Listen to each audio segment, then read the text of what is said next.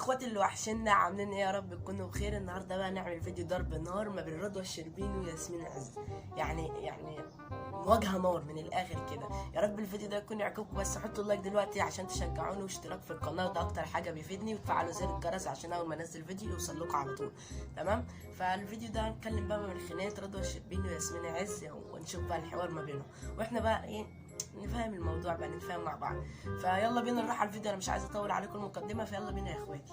انا تاكلي ايه؟ انا مش باكل.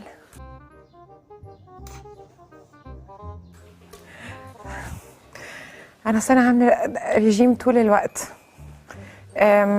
اصل انا بلعب رياضه. ثانيه واحده، ليه بتعمل كده؟ يعني اعمل لكم عليها زوم كده، شوفوا كده، يعني ليه بتعمل كده؟ ليه يعني؟ مش عارف. وبشرب ميه كتير، باخد بالي من صحتي قوي، وما باكلش غير سلطه خضراء. فممكن سلطه خضراء، ولو عليها فراخ تبقى فراخ تبقى عليها فوخ بالواو، فوخ مشويه. ها، بلاش الرقه الزياده دي، بلاش. لو انتي مش كده بلاش اوعي. لكم يا جماعه، رضوى الشربيني دي من جواها مش سالكه، عشان بيتكلم عن الرجاله. انا سمعت الكلام ده من زمان، بس مش سالكه من جواها.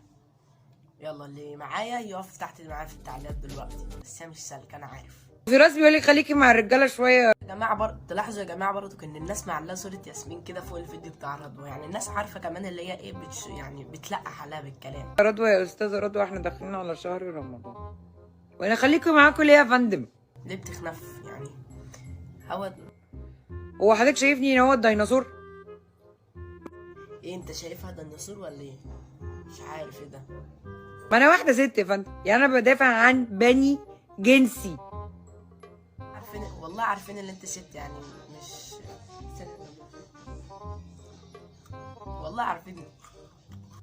اللي مختل هو اللي بيدافع عن اي جنس اخر، لكن انا بدافع عن بني جنسي انا. صح، كلامك صح، تستحق اللايك. وانت انزل اشترك بقى دلوقتي، يعني كده يعني انزل اشترك يلا. انت شايفني انا هنا ديناصور سعادتك عشان انا دافع عن الرجاله؟ تاني ديناصور، تاني ديناصور. وانا راجل عشان ادافع عليكم؟ ما هو اللي يدافع عنكم دوت يا اما يبقى راجل زيكم، يا اما ويبقى ايه بقى؟ ويبقى ايه؟ قولي ردي، ويبقى ايه؟